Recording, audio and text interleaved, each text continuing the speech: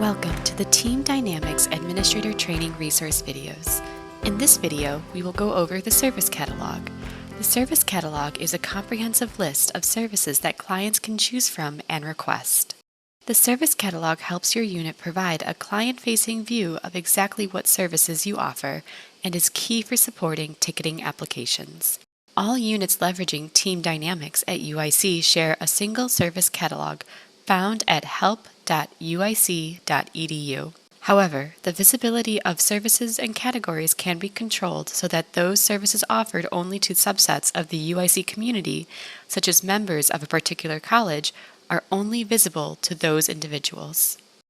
Due to administrative permission restrictions, Technology Solutions will work with your unit to create the services and categories needed to represent your unit based on the information provided to us.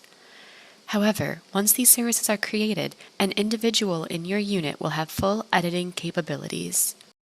Once the service entry has been created, you may edit it to add necessary information. Select the Edit Service button in the right-hand menu area. In the Edit Service page, the editing is split up across multiple links in the menu bar. The Content area allows you to add your description of the service. You can also add a short description that will be visible as subtext for the entry when clients are looking at the list of services. Note that since the Service Catalog is a shared resource across the university, a Service Catalog template has been created and will be applied as the basis for your service entry. Templates allow for consistency of content across units, but you may remove sections of the template that may not apply to your service. You can access the templates by clicking the Templates drop-down menu in the WYSIWYG editor. The Settings tab is where you adjust the configuration of the service entry. Some of these fields are pre-populated by Technology Solutions as part of the service creation, but we will go over some of the more important entry fields. If you are unsure of what an entry field means, you can select the blue question mark icon next to the title.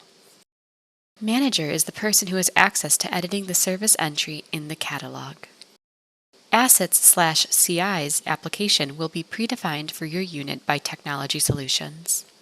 Maintenance windows allows you to define the time periods during which maintenance activities can be scheduled for this service. If this is not specified, there will be no restrictions on where maintenance windows can be performed on the service. Request application defines the type of service entry that this service entails. This allows you to define if there is an action that a client can request through a ticketing application. The first of the three options is None. Select None if the service is an informational entry. No further action is required. The second option allows you to link the service entry to a ticketing application. This is useful if the service entry is related to a form that clients could fill out to create a ticket. In this option, you will choose the appropriate ticketing application from the drop-down list. The third option is Link. This is useful if you want the service entry to link to an external web resource, such as a departmental website or web application. If you select Link, it will prompt you to provide the related URL. Ensure that Notify Requester on ticket creation and Notify Responsible Resource are both checked. This allows the technician who is assigned responsibility to get an email notification that a ticket has been created for this service category. Tags allow clients to search across the Help Center for certain topics. This is not required for service entries, but may be helpful when clients are looking for help on certain topics. Audience is an internal field that designates who the service is available to. The options selected in this field do not impact the visibility or configuration of this service. It is solely for internal referencing and reporting. Service Owner is separate from Service Manager. The Service Manager defines who has access to editing contents of the service entry. Service Owner is the staff member who owns the strategy for the service and is in charge of it long term. This is also visible to clients. It is a required field. Service Review Date defines when the service was last reviewed. It ensures services stay current and up to date. This is also a required field. Once you have finished filling in all the required fields, select Save. The Form section allows you to identify what form is used to request the service.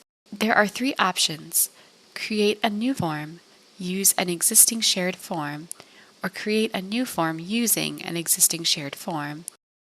You will generally want to select Use an existing shared form, as this allows you to select one of the forms you've created from the TD admin interface.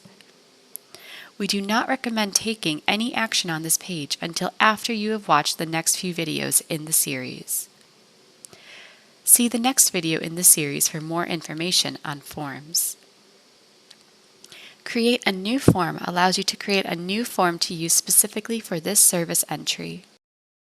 Use an existing shared form will allow you to link a previously created form from the TD admin interface. Please note that if you create forms in the TD admin interface, they cannot be edited with this interface.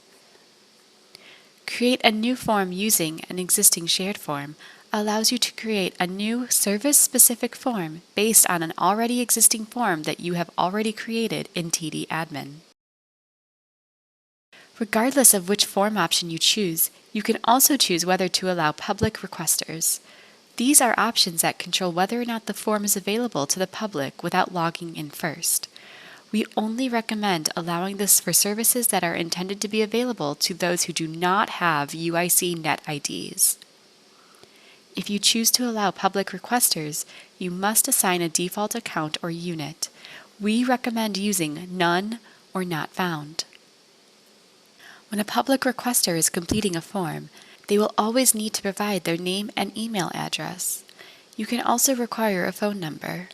Additionally, you can include a CAPTCHA in order to reduce spam bots. This is strongly recommended if you do allow public requesters.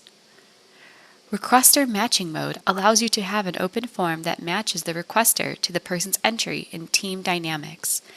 If no requester is found, you may create a new requester by using the third option.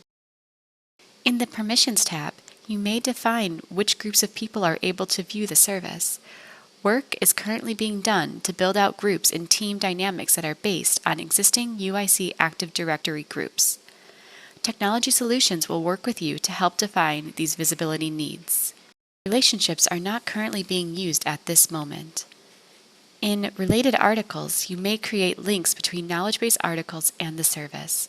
To relate a knowledge base article to a service, simply search for the name of the article or by keyword.